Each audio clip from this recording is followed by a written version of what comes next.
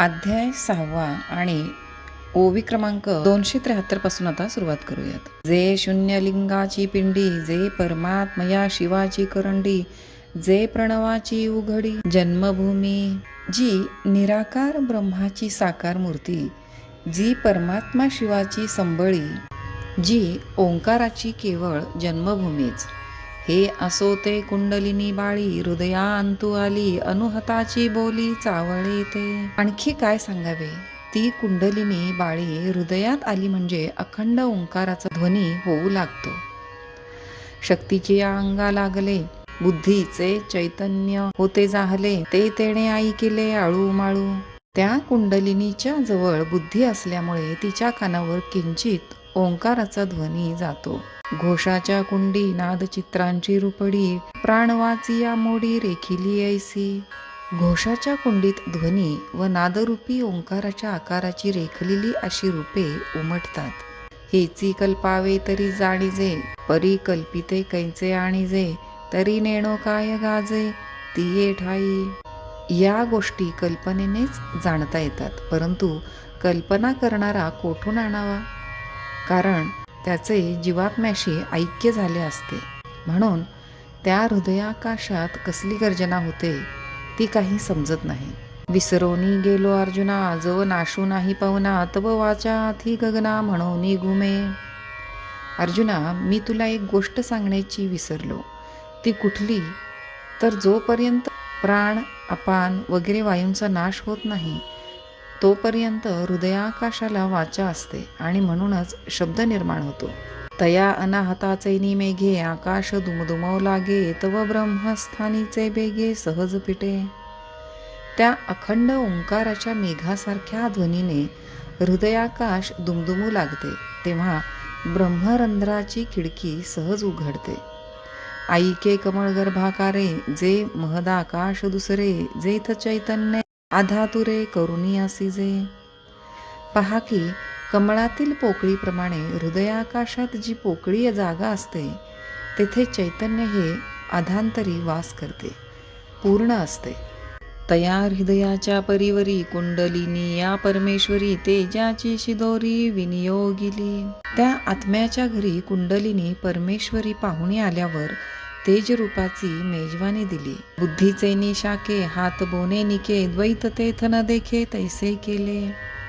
त्यावेळेस बुद्धिरूप भाजीसह ताट वाढून की ज्यात द्वैताचा भास देखील होऊ नये अशी मेजवानी दिली.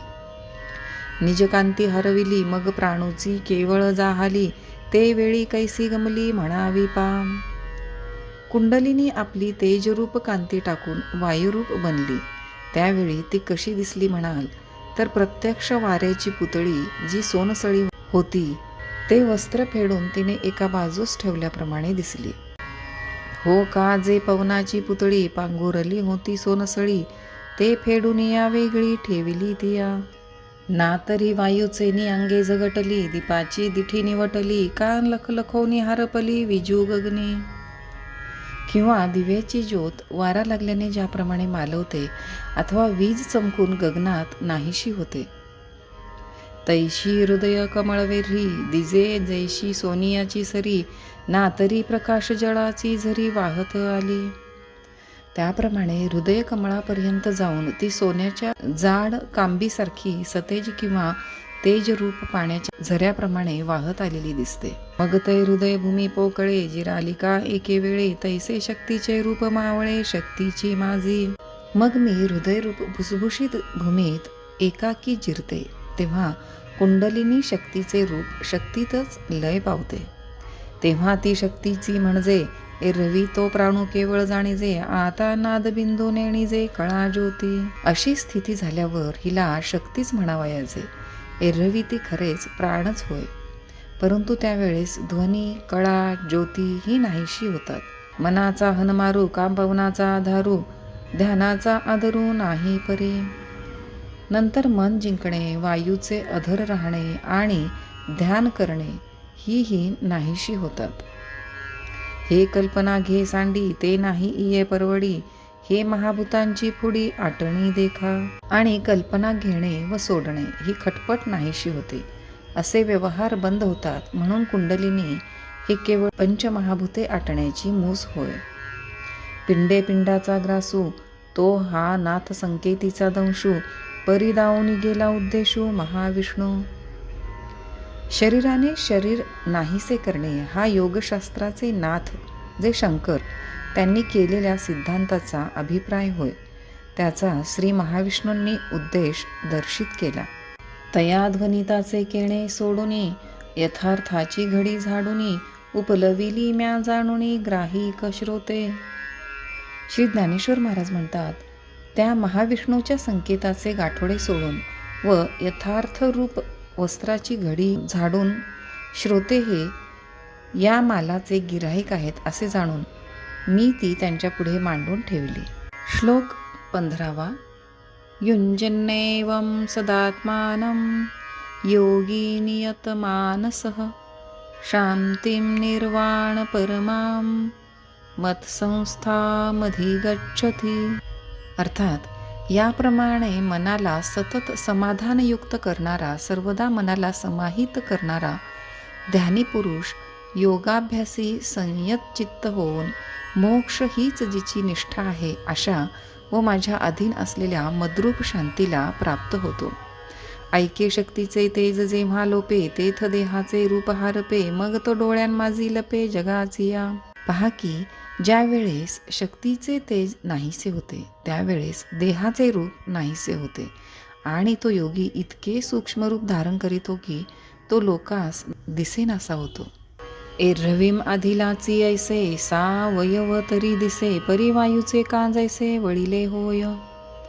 एरवी ते शरीर पूर्वीप्रमाणेच सावयव असते, परंतु जणू काय केवळ वायूचेच बनलेले असते. ना तरी कर्दळीचा गाभा, बुंथी सांडोनी उभा, काम अवयवाची नभा उदयला तो. किंवा केळीची सोपटे काढून त्याचा गाभा उभा केला म्हणजे जसे काहीच उरत नाही, किंवा आकाशालाच जसे अवयव फुटावे तसे त्याचे अवयव असून नसल्याप्रमाणे असतात. तैसे होय शरीर, तै जे म्हणी जे खेचर, हे पद होता चमत्कार पिंडजनी. जेव्हा त्याचे तसे शरीर बनते तेव्हा त्याला आकाशात संचार करणारा असे म्हणतात. ही सिद्धी प्राप्त झाल्यावर शरीरधारी लोकांना तो मोठा चमत्कार वाटतो. देखे साधू कोणी गोनी जाये, मागा पाऊलाची ओळ आहे, तेथ ठाई ठाई होय आणि मादिक. पहा, योग साध्य करणारा साधक चालून गेल्यावर पाठीमागे पावले उमटतात. त्या प्रत्येक पावलाच्या ठिकाणी आणि मादिक सिद्धी हात जोडून उभ्या असतात. परी तेणे काय काज आपण या, अवधारी ऐसा धनंजया, लोपाथी भूतत्रया देहींचा देही. परंतु धनंजया ऐक, त्या आणिमादिक सिद्धींशी आपल्याला काय करायचे आहे? पृथ्वी, आप व तेज या 3 भूतांचा देहातल्या देहातच लोप होतो. पृथ्वी ते आप विरवी, आपा ते तेज जिरवी, तेजा ते पवनो हरवी हृदया माझी. पृथ्वीला जल विवरते, जलाला अग्नी जिरवतो आणि हृदयात अग्नीचा नाश वायू करीतो. पाठी आपण एक लावरे, परी शरीराचे नि अनुकारे, मग तोही निगे अंतरे गगना मिळे. पाठीमागे एकटा वायू आपण उरतो, तो शरीराचे आकृतीने असतो, पण तोही काही वेळाने निघून आकाशाला जाऊन मिळतो. ते वेळी कुंडलिनी हे भाष जाये, मग मारुती ऐसे नाम होये, परिशक्ती पण ते आहे जवन मिळे शिवी. त्यावेळी कुंडलिनी हे नाव जाऊन मग फक्त मारुत वायू हे नाव प्राप्त होते, परंतु ती ब्रह्मात मिळेपर्यंत तिची शक्ती कायम असतेच. मग जालंधर सांडी, ककारांत फोडी, गगनाची ये पहाडी पैठी होय. मग जालंधर बंध सोडून काकीमुख कंठस्थान फोडून ब्रह्मरंध्र आकाशाचे पहाडावर प्रवेश करते. ते ओंकाराची ये पाठी, पाय देत उठा उठी, पश्यंती ये पाउठी मागा घाली. ती ओंकाराचे पाठीवर पाय देऊन पश्यंती वाचेची पायरी मागे टाकीते. पुढा तन्मात्रा अर्धवेरी, आकाशाच्या अंतरी, भरती गमे सागरी सरिता जेवी. पुढे ओंकारातील अर्धवर्तुलाकार मात्रा मागे टाकून ज्याप्रमाणे नदी समुद्राला मिळते त्याप्रमाणे ती ब्रह्माकाशात जाऊन मिळते. मग ब्रह्मरंध्री स्थिरावोनी, सोहम भावाच्या बाह्या पसरुनी, परमात्मलिंगा धावूनी अंगा घडे. नंतर मस्तकाच्या पोकळीत ब्रह्मरंध्रात स्थिर होऊन मी ब्रह्म आहे ह्या भावनेने बाहू पसरून परब्रह्माला मिठी घालून एकवटते. तव महाभूतांची जवनिका फिटे, मग दोहीसी होय झटे, तेथ गगना सकट आटे समरसी तिये. त्यावेळेस पंचमहाभूताचा पडदा नाहीसा होऊन मग शिवशक्तीचे ऐक्य होते. त्या ठिकाणी ती आकाशासह ब्रह्मानंदात मिळून जाते. पै मेघाचे निमुखी निवडिला, समुद्र का ओघी पडिला, तो मागुता जैसा आला आपण पया. ज्याप्रमाणे समुद्राचे पाणी मेघाच्या द्वारे जाऊन नंतर जमिनीवर वर्षाव होऊन ती नदी मार्गाने पुन्हा समुद्रासच येऊन मिळते. देवी पिंडाचे निमिषे पदी पद प्रवेशे, ते एकत्व होय तैसे पांडू कुमरा. त्याप्रमाणे अर्जुना, देहाच्या निमित्ताने जीवात्मा ब्रह्मपदी प्रवेश करीतो. हे ऐक्य ही समुद्राच्या पाण्याप्रमाणे होय. आता दुजे हन होते, किम एकची हे आईते, ऐशिये विवंचने पुरिते उरेची ना. नंतर मी वेगळा व आत्मा वेगळा किंवा दोन्ही एक ही वाटाघाट उरतच नाही. गगनी गगनलया जाये, ऐसे जे काही आहे ते अनुभवे जो होय, तो होनी ठाके. आकाश आकाशात मिळते असे जे काही एक तत्व आहे त्याचा जो कोणी अनुभव घेतो तोच सिद्ध बनतो. म्हणून तेथींची मातू, न चढेची बोलाचा हातू, जेणे संवादाची या गावांतू पैठी किजे.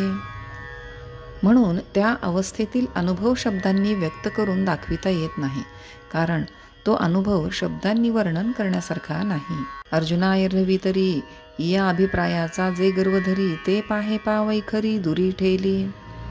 अर्जुना, खरोखर पाहिले तर जी वाणी मनातील आशय व्यक्त करण्याचा अभिमान धरते ती सुद्धा या अनुभवापासून दूर राहिली आहे. भ्रूलता मागिलीकडे, तेथ मकरांचे अंगण मांडे, सडे या प्राणा सांकडे गगना येता. भिवयांच्या आतल्या बाजूस मकाराचा देखील प्रवेश होत नाही. त्याचप्रमाणे एकट्या प्राणवायूला देखील ब्रह्माकाशात जाण्याला संकट पडते. पाठी तेथेची तो भेसळला, तै शब्दाचा दिवो मावळला, मग तयाही वरे आटू भविन्नला आकाशाचा. मग पुढे तो वायू तेथे गेल्यावर तदाकार होतो. त्यावेळेस शब्दांचे बोलणे खुंटते. मग आकाश तत्वाचीही आटणी होते. आता महाशून्याची आडोही, जेथ गगनासीची ठाऊ नाही, तेथ तागा लागेल काही बोलाचा या. जेथे अव्यक्त स्थितीच्या डोहात महदाकाशाचाही पत्ता लागत नाही, तेथे या शब्दांची दाद काय लागेल. म्हणून आखरा माझी सांपडे, किम कानवरी जोडे, हे तैसे नव्हे पुढे त्रिशुद्धी गा. म्हणून हे ब्रह्म अक्षरात सापडण्याजोगे, वर्णन करिता येण्याजोगे किंवा ऐकू येण्याजोगे नाही. हे त्रिवार सत्या जाण, जै कही देवे अनुभविले फावे, तै आपणची हे ठाकावे होनिया. ज्यावेळेस काही दैवगतीने याचा अनुभव घेतो त्यावेळेस तो अनुभव घेणारा तद्रूप होऊन जातो. पुढती जाणणे ते नाहीची, म्हणून असो किती हेची, बोलावे आता वायांची धनुर्धरा. नंतर तेथील स्थिती जाणण्याचे आपोआप राहते. म्हणून धनुर्धरा, याच्याबद्दल कितीही बोलले तरी ते व्यर्थ होय. ऐसे शब्द जात मागवते सरे, तेथ संकल्पाचे आयुष्य पुरे, वाराही जेथ न शिरे विचाराचा. याप्रमाणे सर्व बोलणे आपोआप राहते. त्या ठिकाणी संकल्पही मावळतो आणि म्हणूनच विचाराची तेथे दादही लागत नाही.